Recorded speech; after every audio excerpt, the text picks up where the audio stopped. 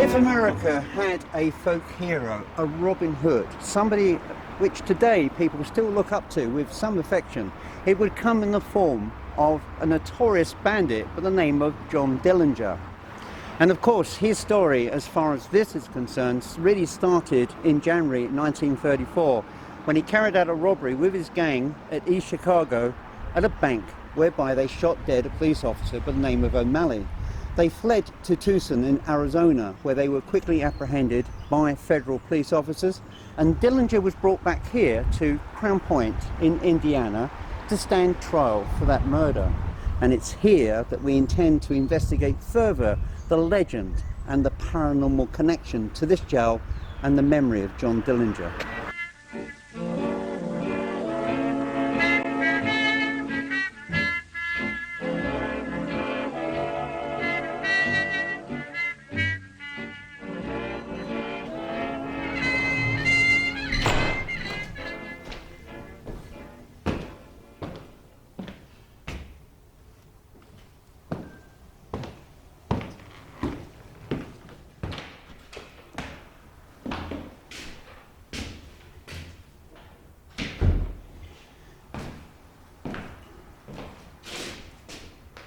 Wow. This is a record of Lake County Court.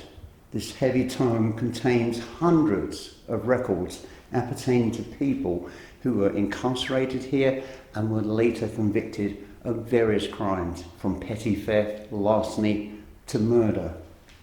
And to think somewhere embedded in these pages is a record appertaining to John Dillinger himself. Let's have a wander further through here.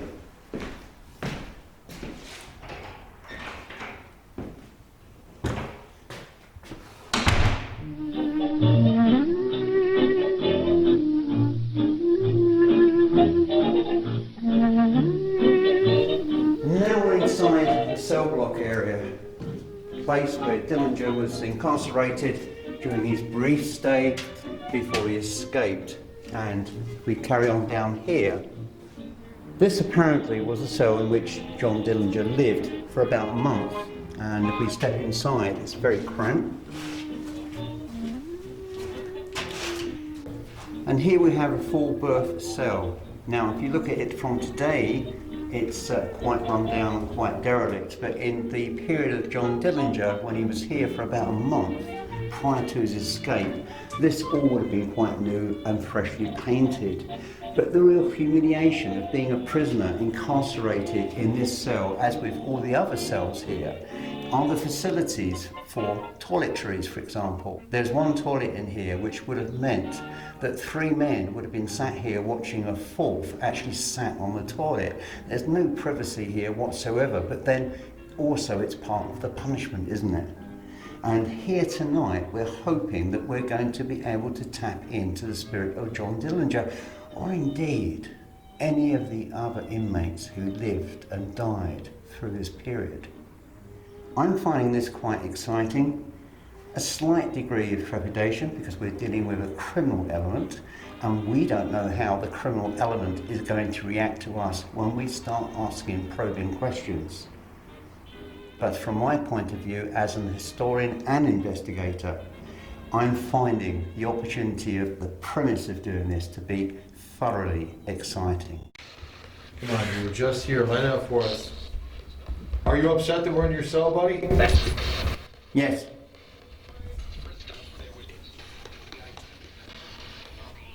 They know who I am.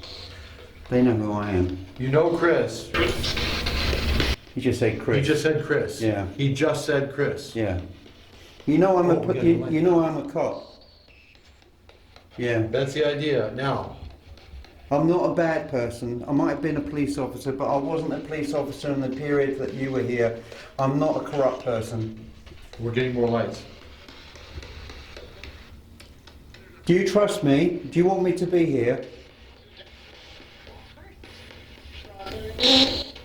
Yes. Yeah, that's That was a yes. yeah. There's somebody in here missing their children. There's a feeling I'm getting missing their daughter. Is anybody here who's missing their daughter?